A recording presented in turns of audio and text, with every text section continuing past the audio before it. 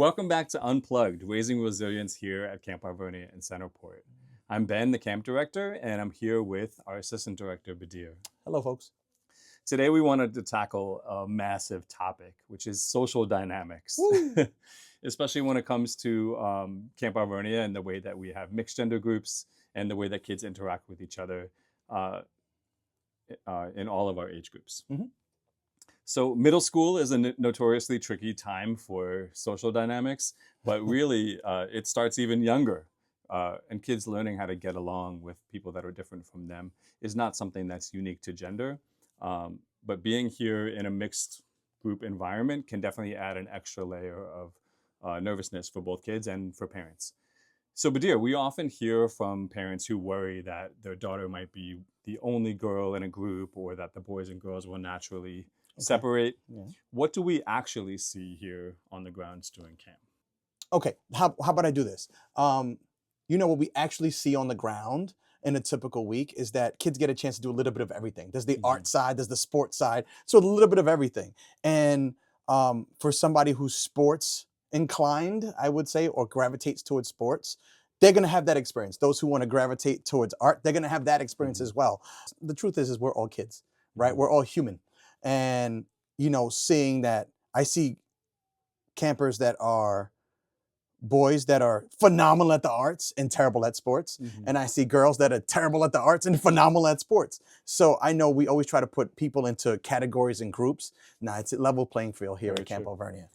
Yeah, and I do think that maybe that's where some of the worries come in, is when we think about, well, the boys just want to be roughhousing and play sports, and the girls just want to, do arts and crafts and braid each other's hair.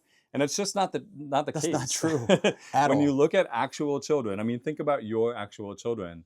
In what ways do they conform to, the gender stereotypes that I mentioned? And in what ways do they not?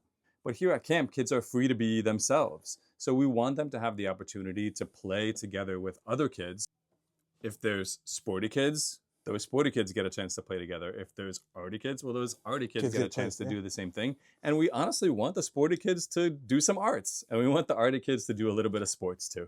I mean, I think there's a natural urge to kind of want to separate. But the truth is, we want to actively fight against that. We want to get into it and say, no, like this person. I mean, I personally have got in the field with a girl who scored a goal on me. And I'm not saying I'm the best, but a 10-year-old definitely scored him. I was like, oh, I put my head down. I was like, all right, it's all right. And she was like, yeah, put her hands up. I was like, yes. I mean, that's part of it. Not to interrupt, but I mean, you also happen to be what, 6'3"? 6'3", 225. And a black belt. And that. In martial arts. Yeah. So it's not like you're any slouch. No, I get it. And you know what? The 10-year-old totally scored. I mean, I had to eat it, and it was all right. And it's funny that you mentioned that too, because I think a while ago we used to have all boys groups and all girls groups, and then every now and then we would say, let's do boys versus girls, right? And you would think that the girls would lose every time. Nope. And whatever. No, the truth is that the girls used to wipe the floor with the boys. Get the broom every time. And I remember watching some of those games, and one of the funniest things you would hear a boy yelling to his teammates, "They're not supposed to be winning." It's true. It's right? true. And that's really what it is. So we're not necessarily a sports camp in the sense of like skills and drills. We're a lot about youth development and growth. We're about relational growth and development. And so for us, we really do fight against kind of this artificial separation of, well, girls need to play with girls and boys need to play with boys, because we want to teach them how to build healthy, normal friendships and to find their people, right? I mean, that's really what we want. Everybody wants their children to feel connected to somebody, to be able to engage and to have somebody that they're looking forward to meeting together at camp. So that's why, again, when we train our activity staff to catch those moments and say, hey, no, she's awesome. She's good at this. Take a look at how she moves this. Or take a look at him. Look how he moves his feet or he positions his feet. Right. All that is important. So it's catching those moments. Yeah. I mean, and we have some fantastic athletes at camp. We have some fantastic artists and dancers and everything. And we want everyone to be celebrated for who they are and what they're capable of doing. We also want to make sure that we're keeping an eye on safety, and I think we really do kids a disservice in thinking that, well, just because it's a boy and a group of boys, he's going to be fine and he's going to make friends. Just because it's a girl and a group of girls, they're going to be fine. When the truth is, the same kinds of bullying and physicality and the negative behaviors can happen and do happen. Regardless. Oftentimes happen even more so because we're not paying as much attention. We That's think true. that they're okay. Badyr, I think you and I can both think of the physical aggression that we sometimes deal with. You know, occasionally campers will fight, and it's just as much between the girls as it is between the boys. Agreed, 100%. Right. The other side of it is that we live in a co-ed world, right? Yes. So if we isolate boys and girls now, we're robbing them of that social emotional development. Yeah. Yes. That's so vital.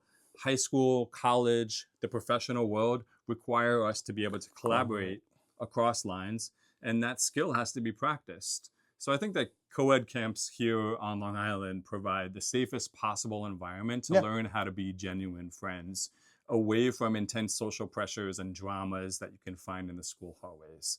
Now, the truth is, right, this philosophy sounds great while it's just the two administrators of camp talking in the office on a podcast, right? But getting a group of 13-year-olds to actually mix takes intentional work. So, Badyr, how do our counselors manage that on a daily basis? To be honest, you just gotta ditch the divide. You want to obviously make things as even as possible. Obviously, you know, you're gonna have some people that are super skilled on one side, super skilled on the other side. Honestly, is just to find an even balance between the two. Like, for example, when I make groups, you know, I don't do it by like boys and girls, obviously, but I'll do it by birthday. If your birthday's between, you know, January and June, you go on this side. And if it's between July and December, you go on that side. And usually it's a great balance. Why? Because people are born all throughout the year. So that's just one way that I teach some of our activity staff how to kind of make separate groups really quick and really fast. It shuts down the boys versus girls mentality. Yeah, and I think occasionally, you know, we could still throw in the boys versus girls thing just as a fun way to change up the activity, right? But that's not the main goal of what we're doing. Is to say boys need to play with boys and girls need to play with. I mean, the other thing is you don't want to scan. You're always scanning for isolation, right? So you're making sure that, you know, everybody gets integrated into every single activity, right? And again, you can catch it right away. You'll see a camper gonna just, I'm gonna go do this other thing over here while everybody's over there. No, you want to catch that camp, bring them in to be part of the fold, and say, hey, we're doing this thing together, and you're part of it. Yeah, I mean, I can think it even starts as young as first and second grade. Oh, absolutely. Third and fourth grade. You know, and I would say that we see it every year. Our youngest campers are getting along and having a great time and their friends and so on. But then once they hit that like later second grade, third grade-ish, that's when they start to, like, developmentally, their brains start to think in more of like a group mentality. They start to realize the things that I do impact other people, but also going a little bit further, it's important that we're in a group of some sort. So who are my friends? What attention can I get by what I do? What kind of a feedback can I get from people? And that's really when we start to hear, like, most strongly, that third and fourth grade, that's when you start to hear the protesting of like, well, I don't want to play with girls. They're yucky. Right. I mean, it comes back to acceptance, right? And we spoke this in a previous podcast. It's about feeling I'm part of something, even if it's bigger than myself. I want to feel like I'm with my people, right? And it's just, it's identifying those situations and integrating people into those moments and saying, no, you're part of this. Yeah. And that I think is really what we're looking for. We're looking for genuine connection and belonging, making sure that no one feels like they're outside, that they're on the sideline in the middle of what's supposed to be a warm and welcoming and inclusive community. So Ben, I mean, we're successfully bridging the gap to see those walls come down. How does that connect to the core values we teach?